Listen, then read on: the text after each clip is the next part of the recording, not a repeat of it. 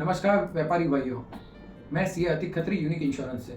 2 दिन पहले शिव शक्ति टेक्सटाइल में लगी भीषण आग के लिए हम अत्यंत दुखी हैं और उस दुर्भाग्यपूर्ण घटना में जो भी नुकसान उठाने वाले व्यापारी भाइयों हैं उनके प्रति हमारी संवेदनाएं हैं।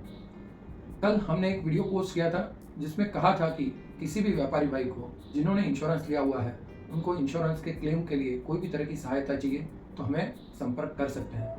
तो कई लोगों के कॉल आए और कुछ ने हमारी ऑफिस विजिट की। उन व्यापारी भाइयों के कई तरह के सवाल थे। उसमें से जो सबसे ज्यादा पूछा गया सवाल था वो ये था कि क्योंकि ये रमजान का महीना था और उन व्यापारी भाइयों के पास स्टॉक ज्यादा था और उन्होंने इंश्योरेंस कम का लिया हुआ था। जैसे एक एग्जाम्पल से समझते हैं, एक व्यापारी भाई ने इंश्योरेंस 1 करोड़ 20 लाख का लिया हुआ है, पर उस समय उनके दुकान में माल 2 करोड़ का था। तो उनका ये पूछना था कि मुझे 1 करोड़ 20 लाख ही बताना चाहिए नुकसान या 2 करोड़ बताना चाहिए, कहीं मुझे अंडर इंश्योरेंस तो नहीं लग जाएगा।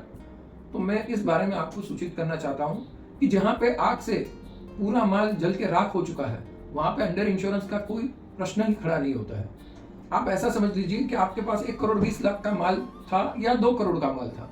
अगर आपने 1 करोड़ 20 लाख का इंश्योरेंस ले रखा है और 2 करोड़ का माल था तो इसका मतलब है 60% रिस्क आपने इंश्योरेंस कंपनी के सिर मड़ा है और 40% रिस्क आपने अपने सिर पे रखा हुआ है। इस सिनेरियो में अगर आपका पूरा माल जल के राख हो चुका है तो आप 2 करोड़ भी अगर इंश्योरेंस कंपनी को इंटीमेशन दोगे तो आपको 1 करोड़ 20 लाख पाने के हकदार हैं। आपका जो इंश्योरेंस का अमाउंट है वो पूरा आपको मिलेगा।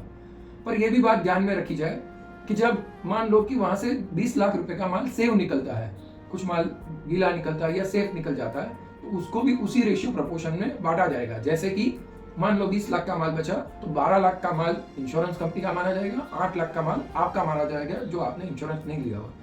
तो उसका मतलब आपको आखिर में क्लेम मिलेगा 1 करोड़ 20 लाख माइनस 12 लाख, 1 करोड़ 8 लाख रुपया।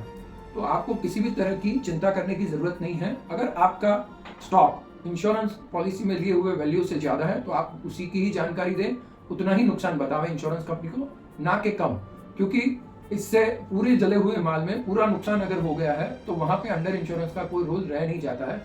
हाँ, अगर आपने इंश्योरेंस ज्यादा का लिया हुआ है और माल आपके यहाँ कम है तो जो आपका एक्चुअल जेन्युइन नुकसान है वही बता दें।